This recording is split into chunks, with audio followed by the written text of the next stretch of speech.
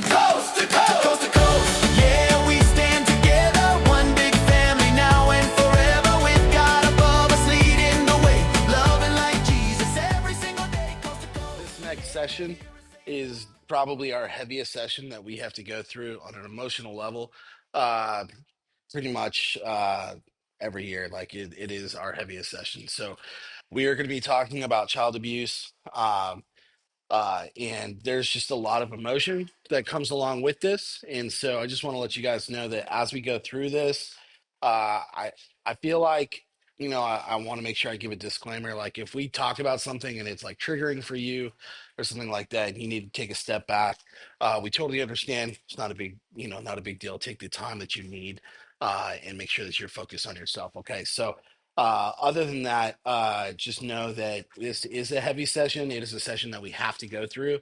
But I will also say that this is one of our most important sessions that we will go through at any time because, in all reality, there are more kids that go through abuse or abuse situations than you could really imagine. And so, it's important that we find ways to make sure that we're on the up and up on how to recognize child abuse and go through it. So, okay.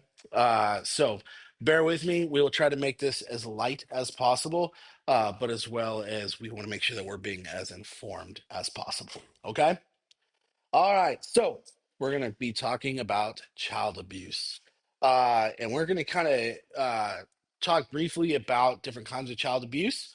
And then we're going to go through how to make a report because, congratulations, as an employee of camp, you are all mandated reporters, which means that if you suspect any kind of abuse, you are legally required to report it. Okay, and we'll talk about what that means in just a couple minutes here. But let's talk about the four different kinds of child abuse briefly. All right. And so there are four different kinds of child abuse. The first one is the type of abuse that you guys might see as most prevalent. Now, this is not in your notes. This is just for some free information right here. Okay. So just pay attention to these four types right here. But the first one is physical abuse. All right. And physical abuse is the intentional use of physical force. For example, hitting, kicking, shaking, burning, shoving, or other physical interaction types against the child. Those are all considered physical abuse for child abuse. Okay. That's the kind that we most often think about when we hear the words child abuse. We think about physical abuse the most. Uh, why? Because that's the one that is most obvious. A lot of times, it is you see signs of scarring or bruising or things like that, and so that's typically the one that we recognize the most. The second type of child abuse for a child is neglect. And neglect is the failure to meet a child's basic physical or emotional needs. And these needs include housing, food, clothing, education, and access to medical care. There's varied reasons for child neglect. It may occur if a parent or a guardian is either physically or physiologically unfit to take care of a child. It also happens in cases where the parents or guardians have a substance abuse issue, making them unable to care for their children. Poverty also plays a role in this type of neglect. So, most often in neglect, couple, as it said here, a couple different things really come to play. One, mom or dad. Usually, it's in a home that has got two parents that are split up, but not always. But mom or dad, or sometimes both, are just in an emotional state where they are not able to care for their kids. And so it's not something that they're doing intentionally. It's not something that they even realize they're doing, but it is this idea of like they can be so depressed sometimes or so um, just kind of out of it in a psychological state that they don't realize that their kids are not being bathed, their kids are not having clean clothes, their kids are not eating, and so that is a type of child abuse, intentional or not. Neglect is child abuse, and so that is. Neglect is something that's a little harder to notice when it comes alongside the child abuse types of things. It's small signs. For instance, watching kids wear the same clothes day in and day out. Kids that have camp shirts that are continuously dirty. And so the same, hey, that's the same camp shirt that you've been wearing Monday through Friday. That's the same stains. It's the same mud. It's the same everything. Sometimes that's not always neglect. Okay. Sometimes it's just a parent being lazy. There's a big difference between, hey, I'm neglecting my child and I'm tired of washing, the same camp shirt every single day for my kid that rolls around in the mud. So there is some things in there, but it could also be kids that are constantly dirty. You realize that they haven't been bathed in a while. If they're smelly and stuff like that. Now, I'm not talking adolescents going into, okay, we just need to have a conversation with them about wearing deodorant. But kids that it's like, hey, like you don't smell like BO, you smell like it's been a week or two since you've showered. And so these are small signs, small things. Clothes that often are too small or are too big can be signs of neglect as well. If they're showing up every single day without lunch, and or not buying hot lunch from us. And so if you're like, oh, that's weird, this is the third time this week that little Timmy has not had a lunch, that could be a sign of neglect. I'm not saying it is a sign of neglect, but these are small things that we notice that could be signs of neglect. Uh, the third type of child abuse that we're going to just briefly talk about this morning is sexual abuse. And sexual abuse includes pressuring or forcing a child to engage in sexual acts. This includes fondling, penetration, exposing a child to other sexual activities such as pornography or forms of sexual abuse, or are forms of sexual abuse, excuse me. Um, and so, uh, when it comes to sexual abuse, we're actually going to dive into that one the most in just a couple of minutes here, and we'll kind of go into that. So I'm going to kind of skip what signs of that look like for now, and we're going to go into the last form of child abuse, and that is emotional maltreatment or emotional abuse. And this refers to behaviors that harm a child's self-worth or emotional well-being. Things like name calling, shaming, rejection, withholding love, or threatening are all considered areas of emotional abuse. And so we do have children at our camp that get told that they're stupid, that they're dumb, that they're fat, that they're never going to be any good. That is child abuse. To take a child and basically just tear them down through words. And so we know sometimes we go, oh, that's just bad parenting. No, emotional abuse is a form of child abuse. And so when we see these things, we see signs of these things. We do have to report them. And again, we'll talk about that a little bit later. But I think the biggest thing that I want you guys to be aware of is that there are four areas of child abuse. Most often, we think of physical abuse as the most prominent one.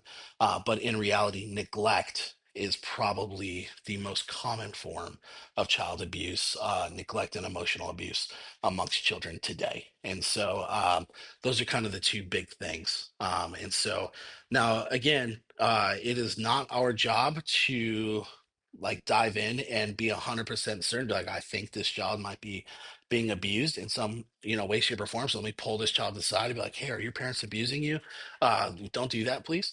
All right. That's not the way to do it because what's going to happen is they're going to go home and they're going to talk to their mommy and say, Mr. Dustin pulled me aside today and asked if I was being abused. And they're going to be like, well, Mr. Dustin's about to get his butt chewed out from mom and dad. So a lot of times, if a parent is abusing their child, immediately if they find out that we're investigating or something like that, they'll pull their kid. Which means that we no longer get to serve that child. And so it is not your job to investigate. It is your job to, if you suspect, to report.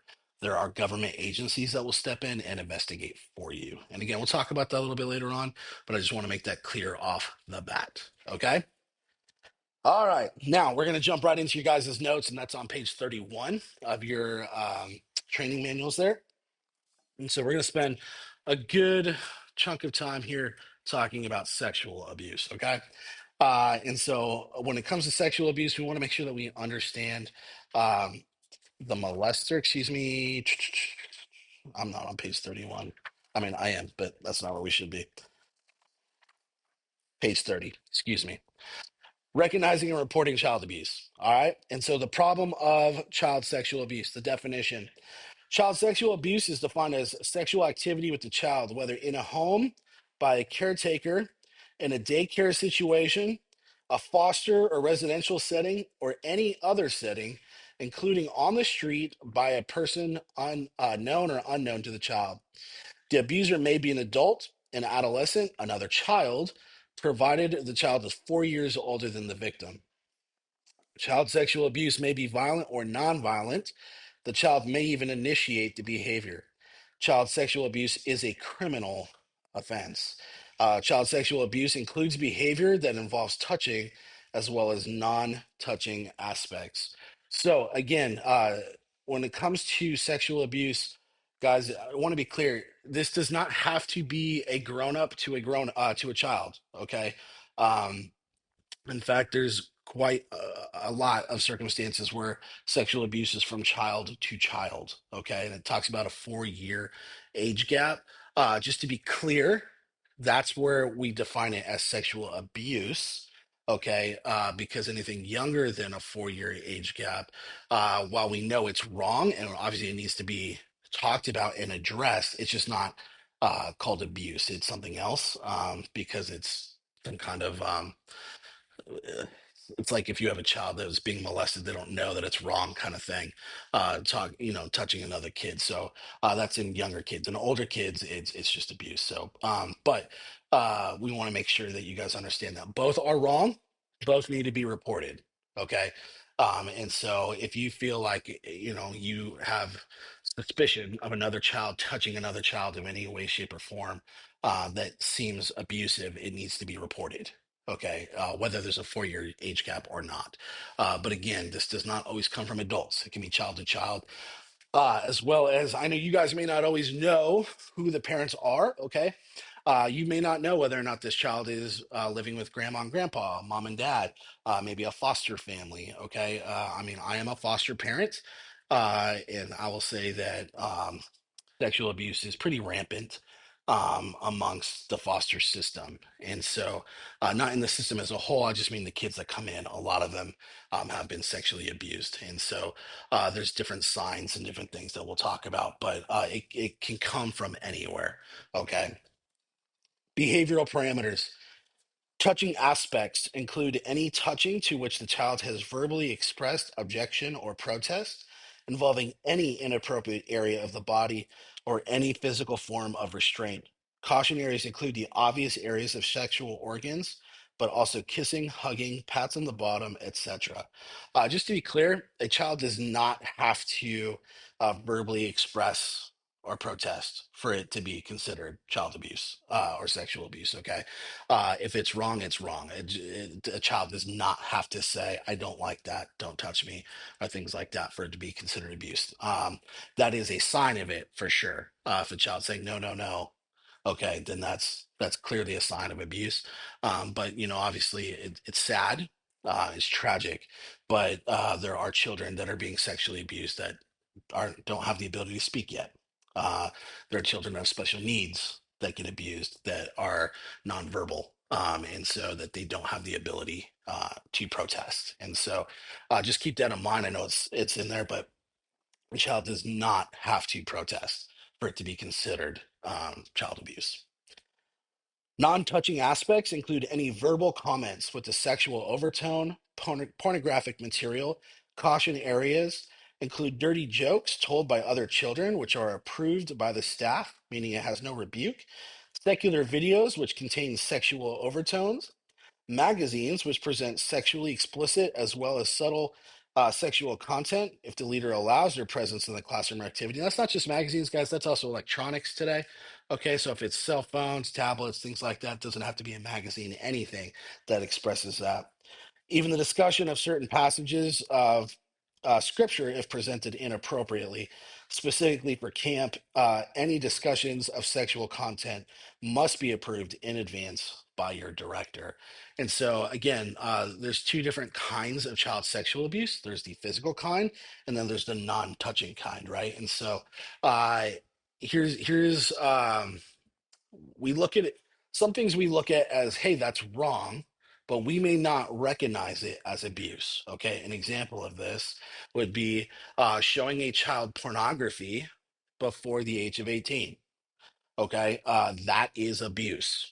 okay, to expose a child to any type of pornography, whether it's child to child or grown up to child, before the age of 18 is abuse. All right. Now, some of us are like, oh, that's just morally wrong. Yes, it is abusive.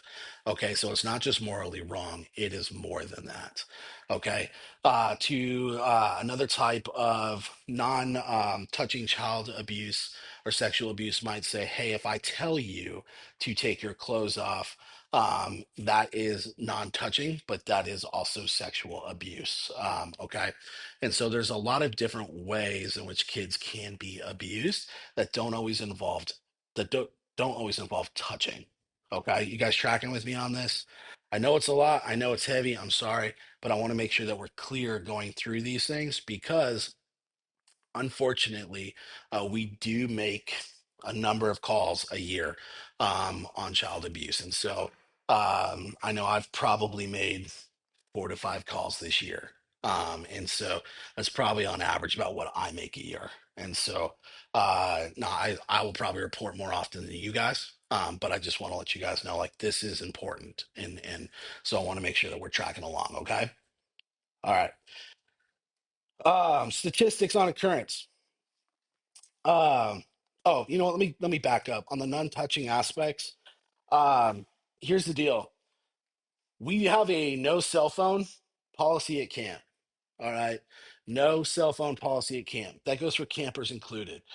There's a reason behind that. Okay. Just to be clear, we have had multiple campers try to watch pornography and successfully watch pornography at camp. They get their cell phones, they go on their cell phones, and then they just watch porn. And I know it's tragic and it's terrible, but when kids have access to the internet, they're exposed to things at a much earlier age than they were when I was a kid, when the internet barely existed. And when you logged onto the internet, the whole household knew you were logging onto the internet because it was very loud and obnoxious. Now we carry the internet in our pocket. Okay. And so, with that being said, like, I don't trust kids. I want to be clear. I love kids. I do not trust kids at all. And so, even though kids have access to technology like cell phones, tablets, and whatnot, we cannot assume that they're always doing the right thing. And so, a lot of times, kids are looking at things at a younger age than they should be. It's not always pornography, but it could be, other types of things. But there's a reason why we don't allow cell phones at camp for kids, and that's because they do unfortunately look at pornography. And so, if you see a kid on a cell phone, I don't care what age they are, you need to ask them to put it away. Okay, sexting. We have had kids text each other. It happens at schools, it happens everywhere. It's just rampant in today's society with the technology that we have, which is why we have a no cell phone policy. Sexting is a form of abuse, okay, for children. It is a form of abuse. And so we want to make sure that as we are going through these things, that we are protecting these kids to the best of our ability, okay? We want to love them and help them and encourage them in every single way possible. One of the best ways we could do that is to provide an environment where these temptations are not there, okay? All right, statistics on occurrence. Estimates suggest that from 3 million to 3.5 million children are sexually abused each year. It is likely that this estimate is low because the greatest percentages of these go unreported. A recent study reports that 42% of women and 32% of men claim to have experienced some form of child sexual abuse. Over 25% indicated the abuse occurred before the age of 9. Uh, I want to take a moment and understand that 42% of women, okay, 32% of men.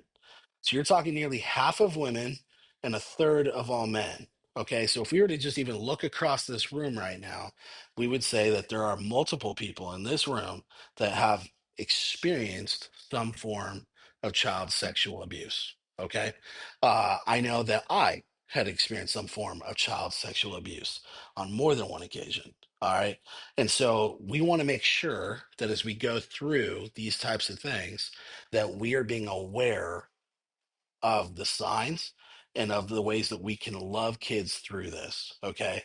Because these are often the things that go unseen and uncared for. When we got those kids that are acting up, that are going crazy for uncertain reasons, it could just be because they have ADHD, and it could be because they're experiencing some form of abuse at home.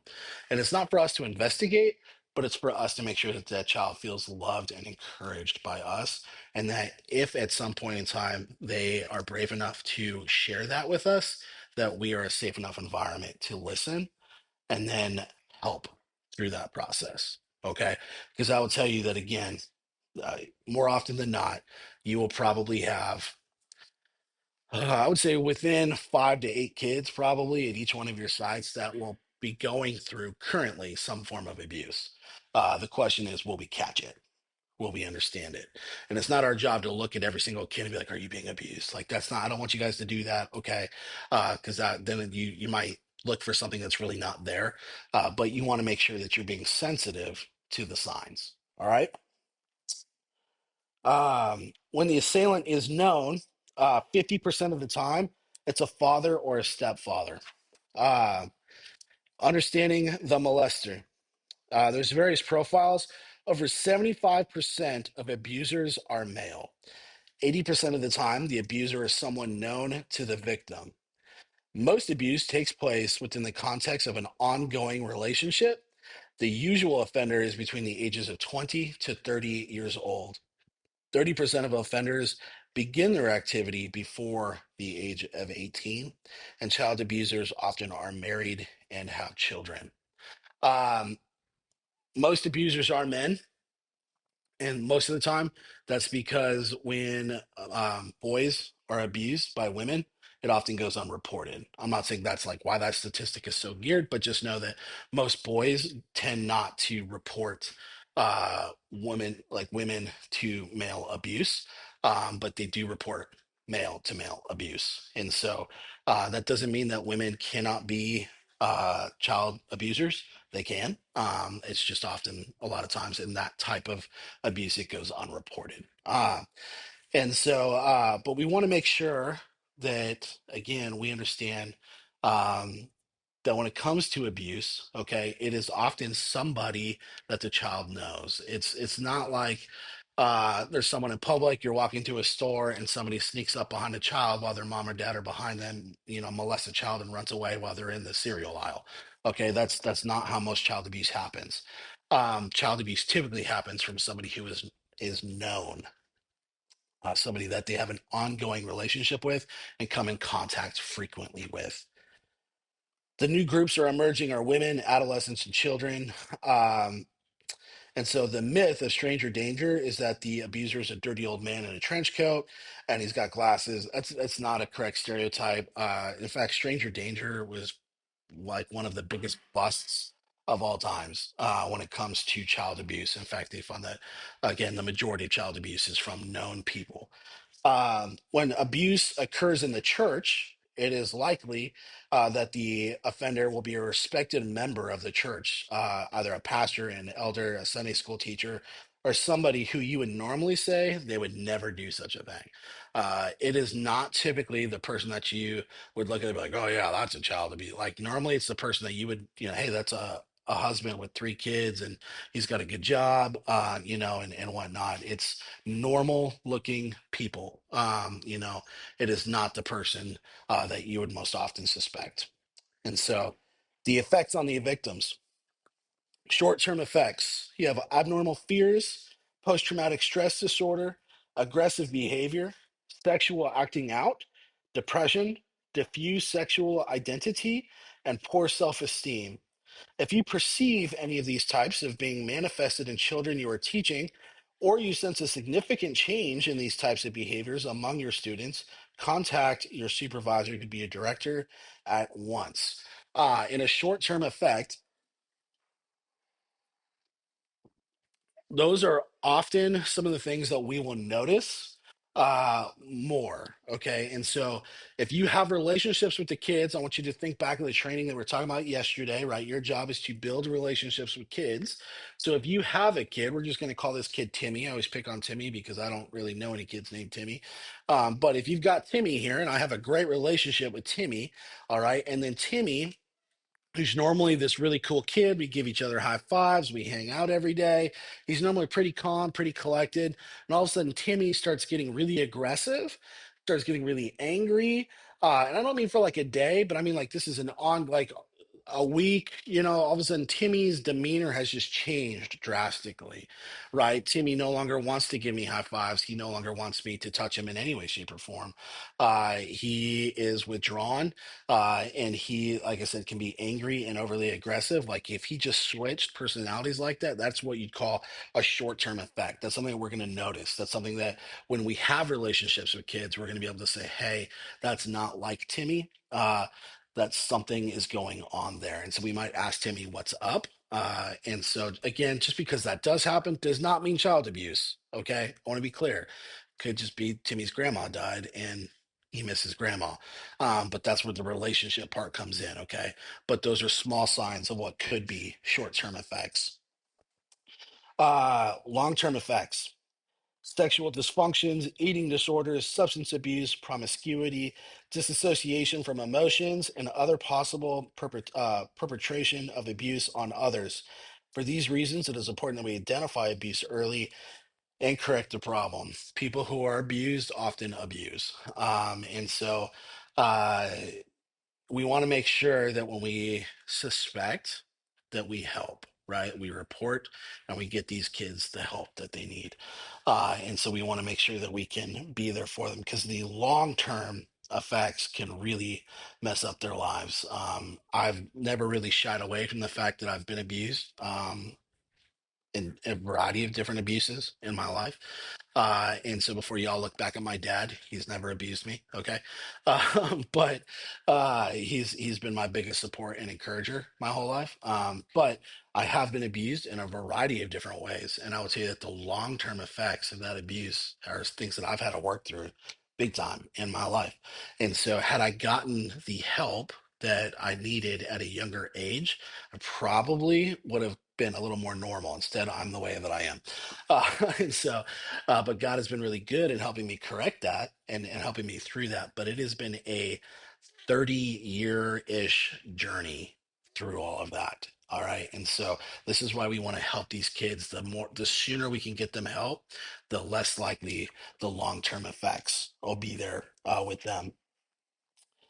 Mediating factors: when church leaders, pastors, and respected congregational workers perpetrate the abuse, lifelong religious confusion and deep feelings of enmity toward God and the church can occur.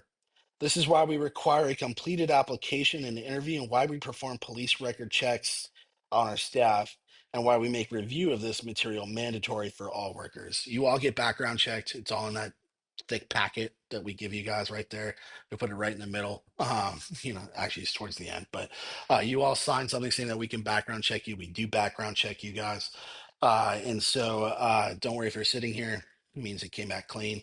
And so, but most of the time, most abusers will pass a background check, just to be clear. Most abusers often will pass a background check. Go back to what we said earlier. To the people you least suspect are the people that are normal, that you would go, well, they have a good job and a great family. Like, why would they do that? That's, if they've never been caught, they're going to pass a background check. So but when it comes to these types of abuse, if it's in the church, or in a religious organization, often it can turn kids off of church, as you'd think it would, right, for their whole lives. To say if it was a pastor, an elder, a Sunday school teacher, a Christian camp counselor, something along those lines, it would really really make somebody go, well, they claim to love Jesus, but really they don't. And so now I'm going to hate Jesus because of what happened to me. And so it can cause all kinds of confusion. Identifying sexual abuse: there are physical signs. There's lacerations and bruises, nightmares, irritation, pain or injury to the genital area, difficulty with urination, discomfort when sitting, torn or bloody underclothing. Um, and so those are signs of sexual abuse. Again, signs of physical abuse can be bruising. Okay, it could be tenderness. It could be if you go up and give a kid a hug, and but you do that side hug and give them on the shoulder, and they go, and you realize that you didn't touch them hard enough to warrant that kind of pain, that can be a sign of physical abuse. Neglect, again, if they're stinky, they're dirty, they're hungry all the time, they're really small or underweight, they're not wearing clean clothes. I mean, we just to be clear, we had one kid at one of our campuses, I think it was 2 years ago, that wore the same shirt to camp every day for a week. And I approached mom about it, or the guardian about it, and said, "What the heck is going on? Why is this kid wearing the same shirt?" And the guardian was like, "Well, he is, misbehaving, and as a form of punishment, you know, that's that's what he gets because he had cut some scissors into his clothes or whatever." And I was like, that's not okay. And without telling this parent, or this guardian, I mean, I reported it. That is a form of neglect. That is a form of child abuse. And so, those are small things that we have to look for. And so, there's different signs, but when it comes to sexual abuse, you guys have that list right there. But again, bruising, that is abnormal. Okay, so like, if you're looking at a 8-year-old that loves athletics and loves sports, and they got bruises on their knees, right, or their arms, like right here, and that they're in football, that's probably like, little bruises on their arms and their knees. That's probably not child abuse. That's probably bruises from their football practice. Okay. Or if that this kid is like super clumsy and they happen to bump into stuff all the time, and, you see small bruises, there are areas, I have a 2-year-old, foster child. He walked into a coffee table and bruised, the side of his head. Uh, of course, I'm going to report that myself because I'm liable to a government agency for this child, but that's actually not a uncommon bruise for anyone that's had a toddler to sit there and be like, "Oh, coffee table, boom, yep, that's about right where that goes, right?" So, am I right there? Yep, all over, yep, all over. Yep, they just walk into things, and so that's not necessarily signs of abuse. That's just signs of like, hey, they're a toddler and they're learning how to walk, and there's things that they bump into. But again, here in the ribs, tenderness in the stomach, bruises on their thighs, things like that. Those are not common areas for sports bruises. And so, not that you should be asking children to see their thighs, please don't do that. But if you notice that there's discomfort in those areas, it could potentially be a sign. Behavioral signs: abnormal anxiety when approaching camp area, nervous or hostile behavior towards adults, especially specific adults, sexual self-consciousness, and withdrawal from activities and friends. That was that short-term stuff I was kind of talking to you about. If you have a relationship with a kid and all of a sudden, uh, the camper starts to back out, one of those signs might be if you have a camper that is normally really great hanging around with the guys, wants to hang around with the guy counselors all the time, loves those high fives, loves, playing those sports, and all of a sudden you realize that they don't seem to want to be in the room where the guy counselors are. They don't want to be outside. They don't want the high fives.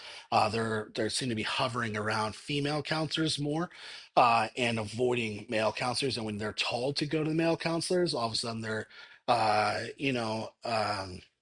crying and they're angry and they're just for some unknown reason that we can't, like, why is this so weird? Like, that could be a sign.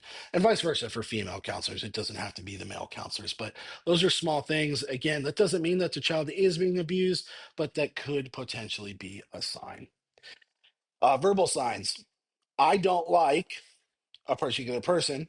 Uh, a particular person does things to me when we're alone. I don't want to be alone with that person. Quiet and inhibited behavior from a normally expressive, responsive child, suddenly quiet and inhibited behavior around particular individuals. And so, again, guys, this is not. Like, I would say we have campers this summer that in the afternoons you're going to be like, that kid is like, I swear they're on speed or something because they're like bouncing off the walls and going crazy and do do do do do do do do, right. And you're like, oh my gosh. And then you'll see them in the morning. All right. And they're just like drooling on themselves in the corner and they're withdrawn and they don't want to talk to you or anybody. That does not necessarily mean a sign of abuse. What that means is that that kid probably just took their ADHD meds, All right. And in the afternoons, you've been seeing them where the meds are wearing off. And in the mornings, they just kicked in. And you have not seen this particular kid in the mornings because we were an after school program, not a summer camp. All right. That happens every year. And so there's a big difference between, crazy kids in the afternoon and being withdrawn in the morning because they just got their meds.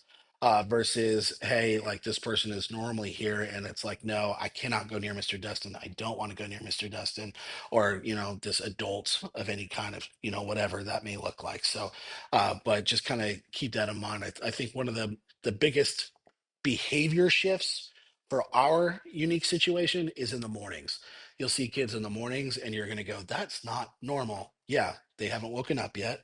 They haven't had breakfast and their meds are still kicking in. And some of them, it's not just a med thing.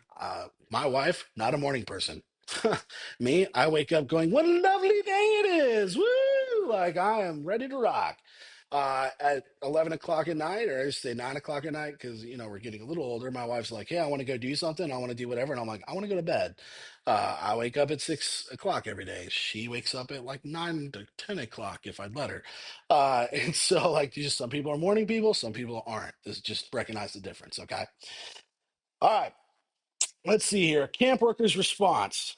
Um, the camp staff, you are a mandated reporter, which means you are required by law to report any reasonable suspicion of sexual or physical abuse, as well as neglect, by the way. You are uh, mandated to report reasonable suspicion of neglect.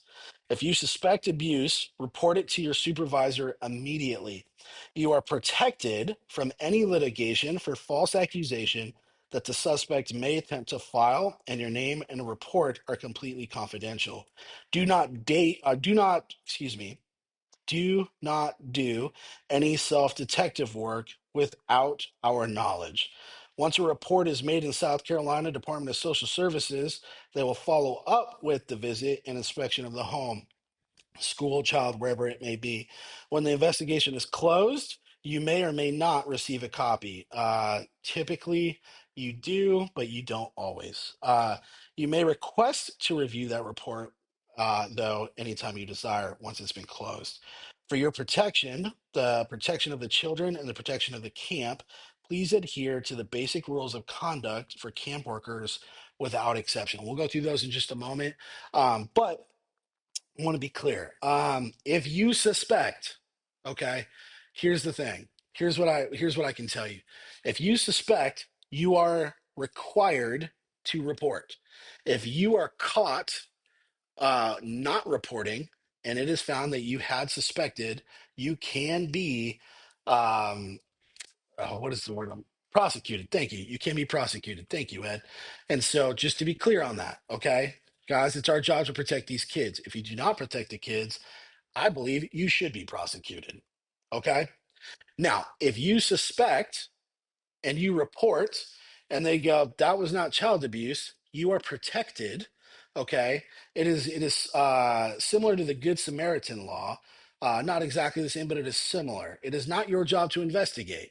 If you suspect, you do not go, well, I've got to get all kinds of evidence before I know that this kid is being abused. You don't need to know the kid is being abused. If you suspect, you report. There are government agencies that are far better at this than you. Let them do that. Okay. Your job is to build relationships with the kids. If you start thinking, I'm going to become a detective, you're no longer building relationships, you are tearing them down. I just want to be clear on that. Okay. Again, if you suspect, you report. Now, our camp preference is that if you suspect, you come and tell us. Okay, come and tell us because it may be that if Mr. Chuck suspected that a child was being abused, and then Ms. Bree suspected that a child was being abused, and I suspected that a child was being abused, we don't need all three of us to make a report on the same child. Okay, and so Mr. Chuck may come to me and say, "Hey, I suspect that this child is being abused," and I may look at him and say, "Yeah, we've made a report already."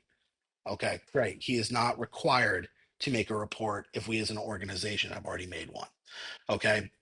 It does not help. It's not like, hey, if we make three reports, that they're going to take this more seriously. That's not how that works.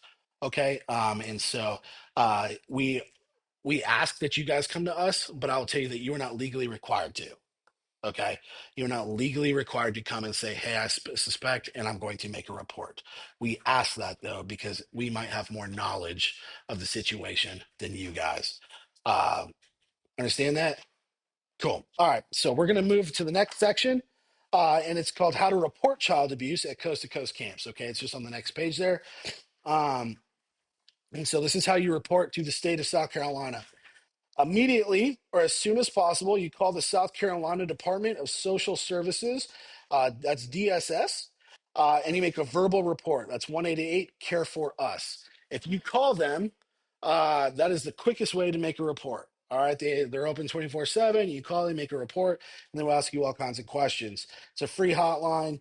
It is always there. You can make a report online at the website that's provided, but if you make a report online, it can take up to 48 hours for it to be assessed. I will tell you this, in the state of California, which is where I was from, if you made a report, sometimes, maybe, rarely, they would act on it the day of.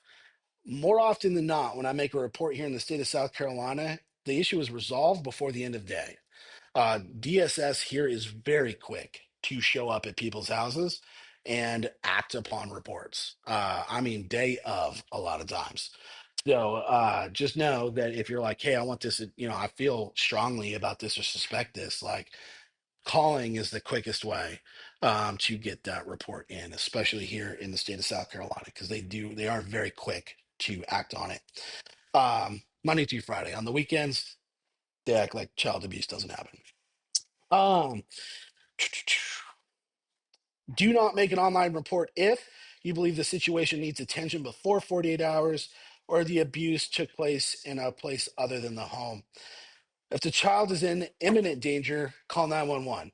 Uh, Inform the agency that you are a mandated reporter. If all the alleged perpetrator, if the alleged perpetrator of the abuse or neglect is not the child's parent, guardian, or other person responsible for the child's welfare, the law requires that a report be made to law enforcement. So, meaning that if it's a parent, we don't have to call the cops. Like if it's their foster parents or their guardian, we don't have to call the cops. But if it is somebody like a teacher, we do. Okay, does that make sense? Yes. Nod your heads, pretend for me. Okay. Yeah, great.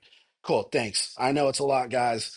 Uh, I'm sorry, but we're gonna keep moving through. Okay. If you guys have questions, by all means, think of them, write them down. I will take your questions at the end. Okay. So, how to complete a child abuse report?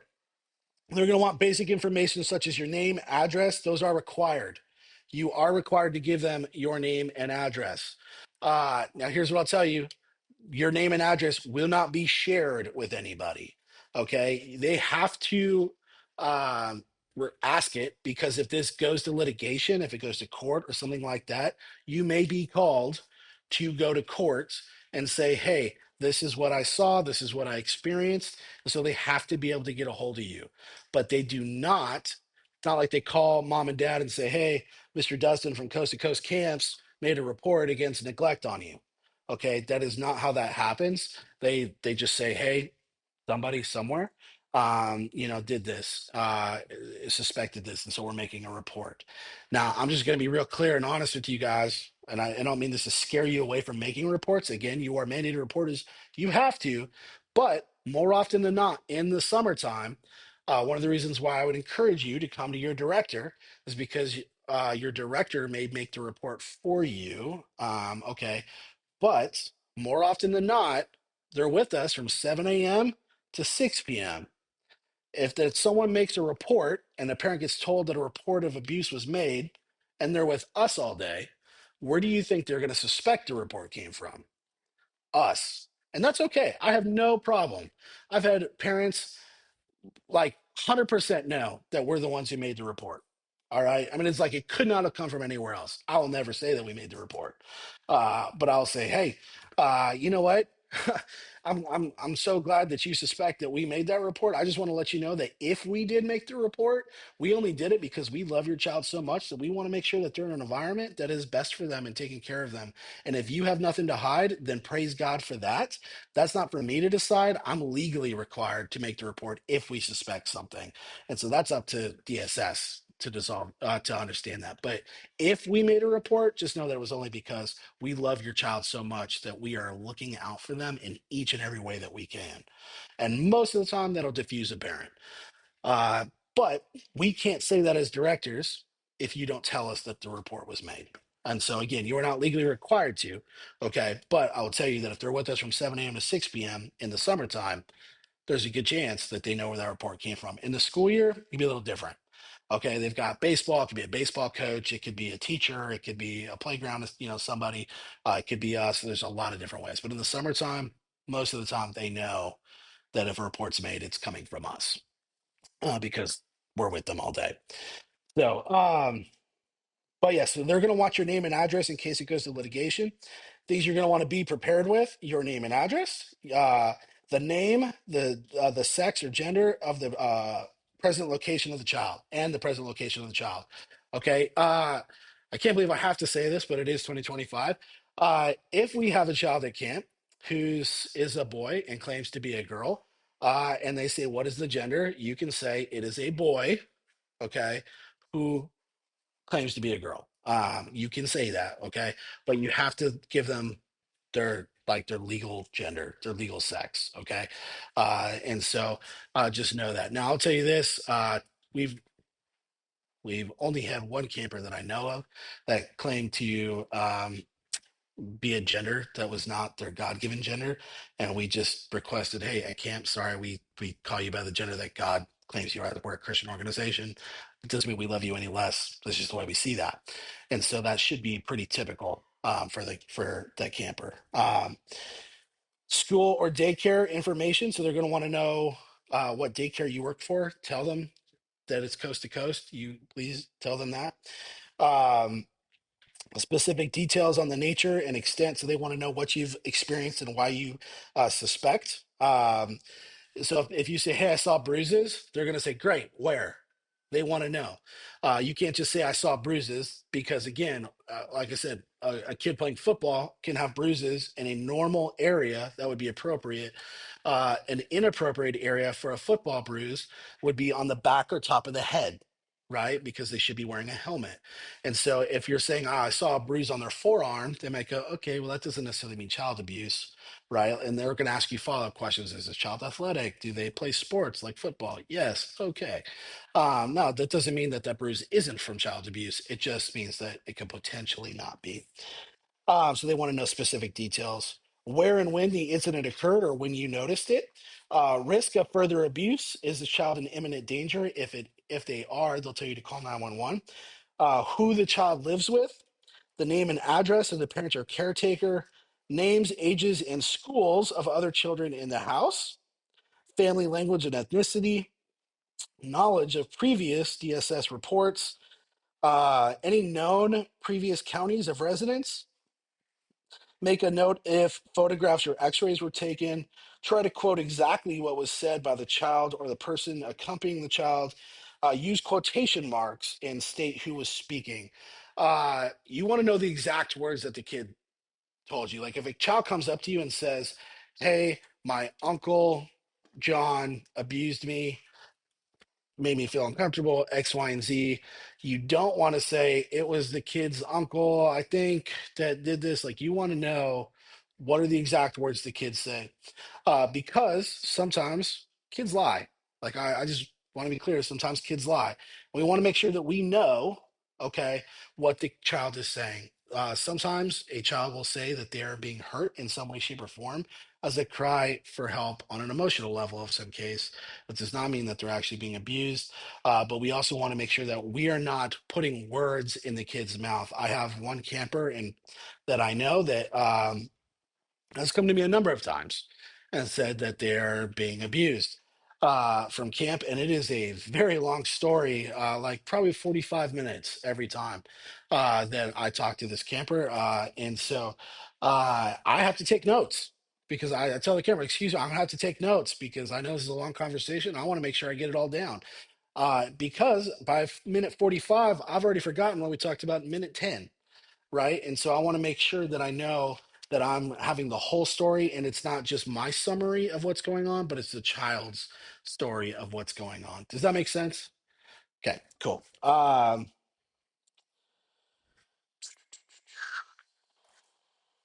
Vulnerability of the child due to age or disability. Please know what, if any, disabilities the child has. If there is unrelated adult male in the home with children under 5, if drug abuse is suspected, if there is psychiatric history, if there's a history of violence, those types of things. Those are all things that they're going to ask you. Now, you might ask yourself, how am I supposed to know if there's other children in the home?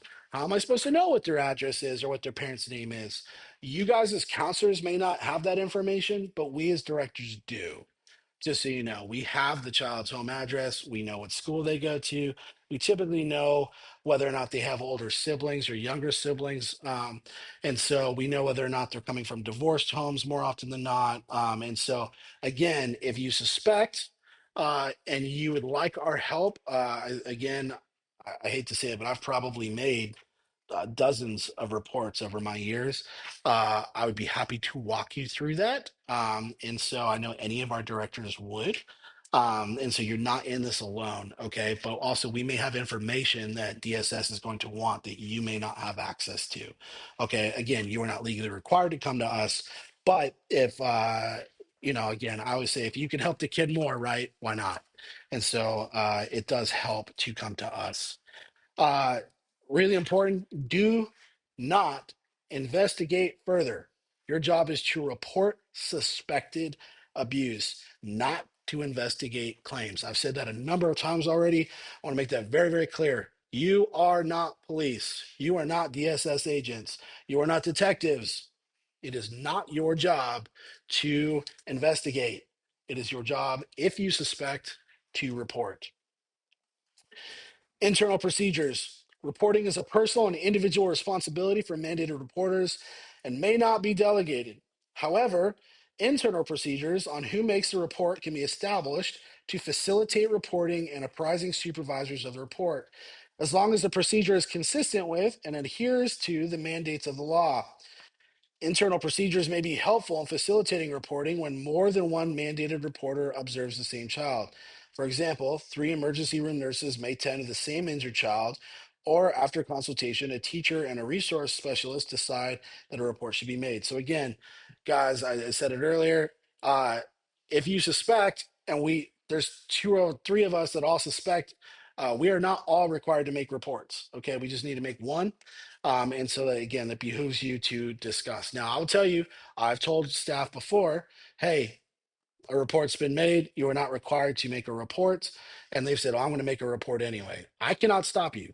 Okay. If you are a mandated reporter. So if you say I'm going to report anyway, by all means, report. Okay. That is your prerogative. All right. But just know that, again, if one of us has made a report, you are not required to make a report. Um,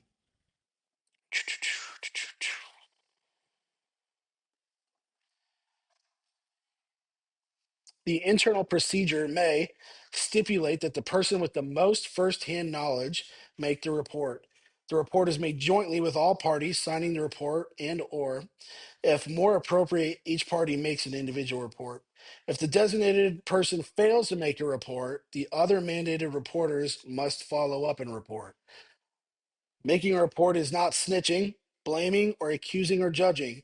It's calling on the professionals who have training, authority, and responsibility to investigate. Once you have made the telephone call, your legal obligations are complete. Again, we have parents, that have, pretty much figured out who made the report. And for me, it is, listen, one, I'm legally required to if I made a report. All right. But two, it's because I want to make sure that your child is taken care of. This is not snitching. It's not blaming. It's not accusing or judging. All right. It is not for you to be judge and jury. Okay. That is for the professionals. Let the professionals do professional work. Okay. Please note, When the alleged perpetrator of the abuse or neglect is the child's parent, guardian, or personal responsible for the child's welfare, mandated reporters must report to DSS office or the law enforcement in the county where the child resides or is found. Notice it said DSS or law enforcement when it comes to parents and guardians, okay? Remember, when it's not a parent or a guardian, it is DSS and police, okay? When the alleged perpetrator of the abuse or neglect is not the child's parent, guardian, or other person welfare, the law requires you make a report to law enforcement. Contact 911 immediately if the situation is life threatening. Risk assessment. DSS will conduct a risk assessment, which may be based on the following: frequency of maltreatment, vulnerability of the child due to age or disability, when the event occurred, multiple CPS reports in and out of the county, unrelated adult males in the home, children under 5, allegations to drug use. Um,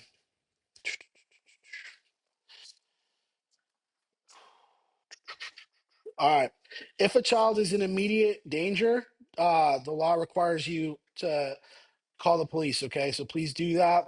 Uh, an investigation will begin within 24 hours. I told you, more often than not, here in the state of South Carolina, it'll be resolved within 24 hours. All right, which means that a DSS agent typically will show up at the home. Um, If they determine the child's at high risk, the investigating casework will respond in a shorter amount of time. DSS notifies law enforcement reports of sexual abuse within 24 hours. DSS will complete its investigation within 45 days and determine whether a report is indicated or unfounded. What may happen after a report is made: a child could be removed from the home until the report is fully investigated. They will offer services or referrals to families. In cases of serious abuse, the perpetrator may be arrested or referred to the district attorney for prosecution. Report dispositions. After investigations by the South Carolina Department of Social Services are complete, reports will be placed in one of two categories: unfounded or indicated. An unfounded report for which there is not a ponderance of evidence to believe that the child is abused or neglected. So if the report comes unfounded, what they did is they did an investigation and they say, hey, you suspected, we investigated, we don't see any signs of the abuse. Okay, which is great. That's what we want. We like unfounded reports. Okay, that's a good thing. Indicated reports. A report of child abuse or neglect supported by facts which warranted a finding by a preponderance of evidence that abuse or neglect is more likely than not to have occurred. So an indicated report is that they did find signs of abuse or neglect. We also like that outcome, right? Because if we suspect and we report and they say, hey, we did find it, good. Now we get to make sure that the child is getting the help that they need. Okay. So this really is a win-win situation for us guys when we report. Now, to be clear, that doesn't mean that every time you see a bruise, you need to make a report. Okay. This is not like, hey, this summer, you guys are probably all going to make like 6 reports. That's not what I'm saying. Okay. What I am saying is if you suspect, you need a report, but it needs to be real suspicion, not just, I think maybe I suspect. Okay. But like, no, I feel like this kid is really potentially being abused. Okay. And if you need help figuring that out, again, go to your director. Okay. Reveal there could be removal of the child from the home, in which case they end up going to the foster system. The court can remove the child from the home if they find that there's substantial danger to the child is unwilling to return home, a person residing there has sexually molested the child is left without provision for their support, the parents or caretaker is unwilling to have physical custody of the child. Family reunification. Okay. This is what we love. We love when families are reunified. In order for a parent or a caretaker to have the child back, they must cooperate and participate in the court-ordered family reunification services and satisfies the requirements: 12 months, children less than 3 years of age; 18 months of children of 3 or over. We love reunification. As a foster parent, I can tell you I'm always excited for reunification. What that means is that mom or dad or whoever, parents or guardian or whoever that is, has gone through the steps. They've done the things that they needed to do, and now they are deemed okay and worthy of being the parent or guardian of that child. That is a good thing. Okay. We all make mistakes. We all go through things. All right. We would hate if in our worst moments we were judged by our worst moments of all times. Reunification is a good thing. As a foster parent, I'm always praying that my foster children get reunified with their parents. That's what we want. Okay. Cross reporting.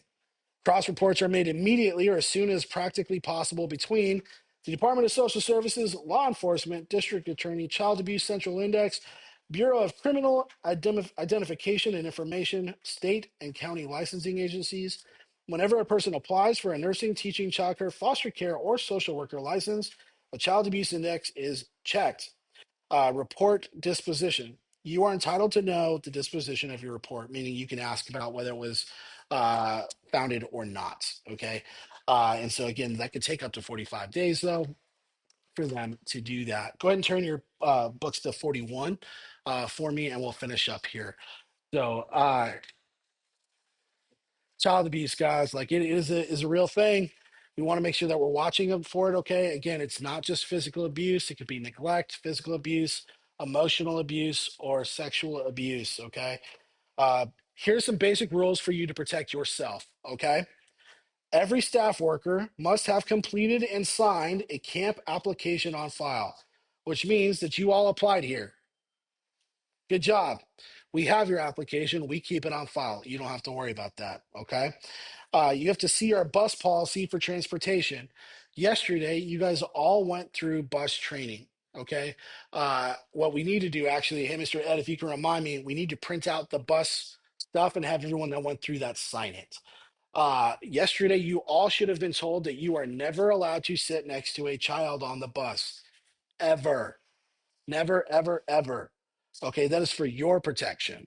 Okay, I just want to be clear on that. Okay, the only time you ever get to sit next to a child on the bus is if it is like your son or daughter, your cousin, something like that. Okay, blood relative. Okay, not, hey, they're my next door neighbors for 20 years. Nope, that's not good enough. It's got to be a blood relative. Okay, so please know that it's for your protection.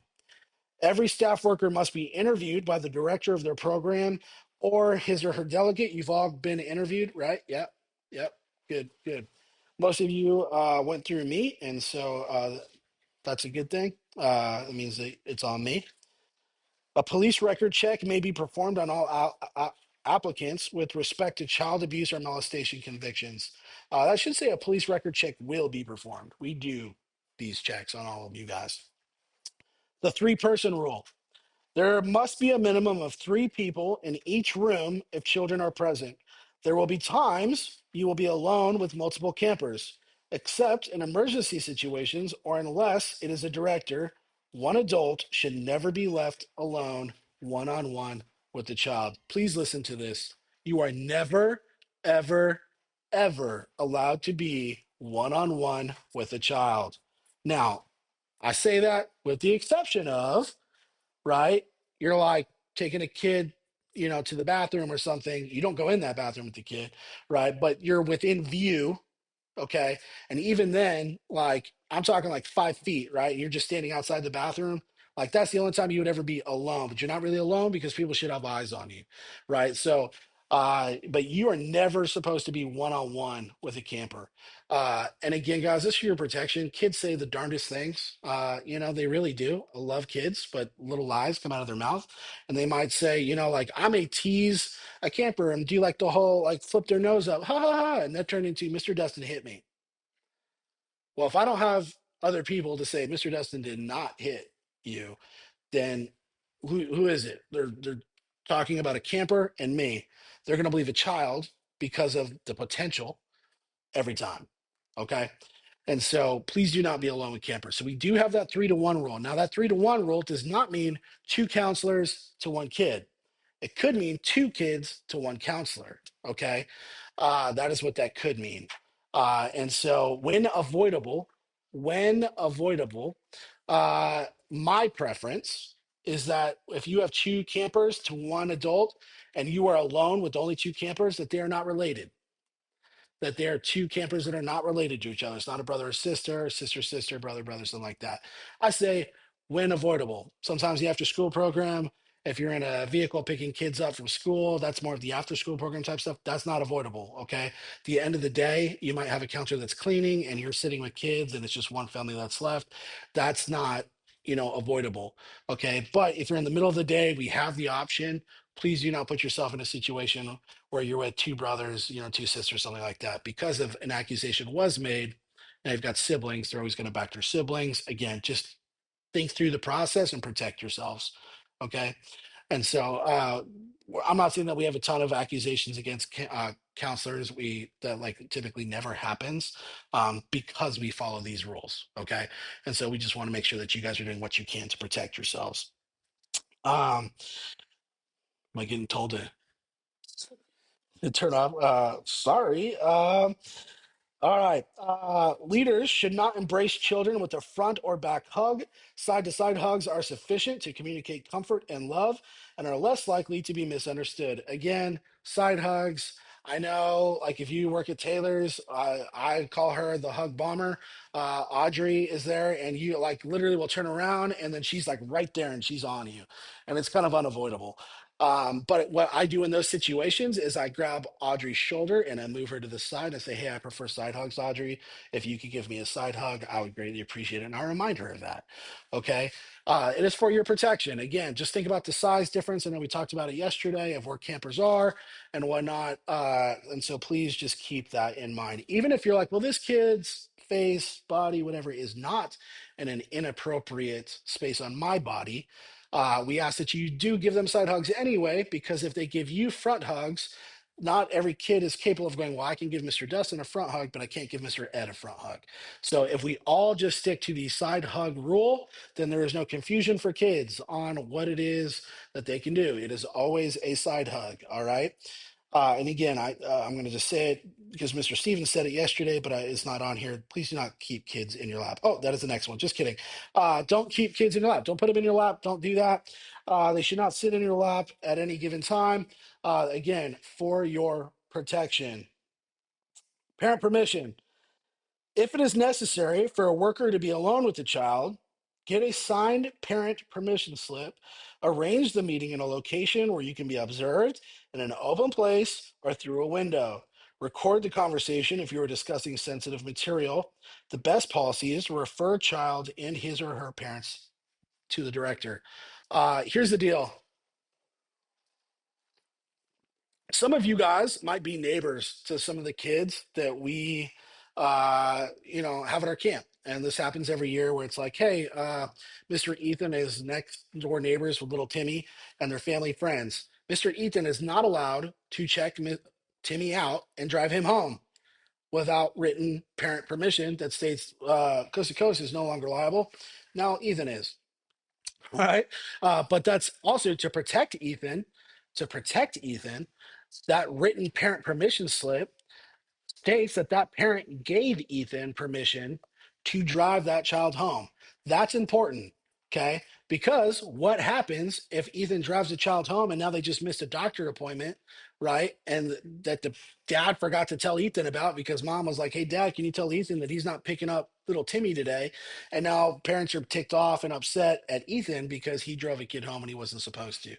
That's a very broad general thing. It actually happens more often than you'd think, but also like we want to make sure that anytime you are alone with the child, that the organization and the parent know it. Okay, we want to make sure that they know it because again, if I'm a parent and someone's going to be alone with my kid one on one, I want to know who that person is, right? In case something underhanded is going on, as well as you want people to know that you're alone with a child. And what does it say here? To record it. I've had situations where I have given kids rides home from work with parent permission. When I do that, I actually put my phone up on the dash and I record the inside of my cabin so that I've got nothing but video evidence. I think I've done this twice in like my 15 years of childcare, but like I record it. I'm going above and beyond, and that, or I will FaceTime with my wife and say, "Hey, here you are." Like I'm going to make darn sure that I am not actually alone with that child. Okay. Just to protect myself. But please don't do that without talking to your director. Okay. You have to have signed permission slips from parents for anything like that. Get a permission slip whenever a child is to be transported off church property, even if it's your family friend, what we just talked about. Parents, not older siblings, must pick children up from camp. That's not necessarily always true. Uh, Older siblings can pick their kids up from camp under two conditions. One, if they're in bright wheel and of legal age. Okay, front desk people will be informed on what that is. The rest of you don't really need to be aware of that. And two, uh, if like a parent is, said, hey, like this is my 16-year-old daughter, and they're waiting in the car. Every once in a while, we give parents permission to do something like that if we are aware of it. That's not common, but it does happen. So, but more than that, they can't be like, hey, I'm here to pick up, so and so if they're not on the Bright Wheel pickup list. Um, Staff workers must report all reasonable suspicions of child abuse or molestation to the respective supervisor immediately the same day the behavior is observed. Again, these are rules to protect yourself. Parents are not allowed to be left alone with children on field trips. So even if like little Timmy's dad shows up and we're at the zoo, if little Timmy is checked in, okay, dad cannot be alone with little Timmy. The only way dad gets to be alone with little Timmy is if he checks little Timmy out, okay, and then takes little Timmy with him. Now he could check him out and go do stuff and then check him back in later, but that's all going to go through the director, does not go through you guys as counselors.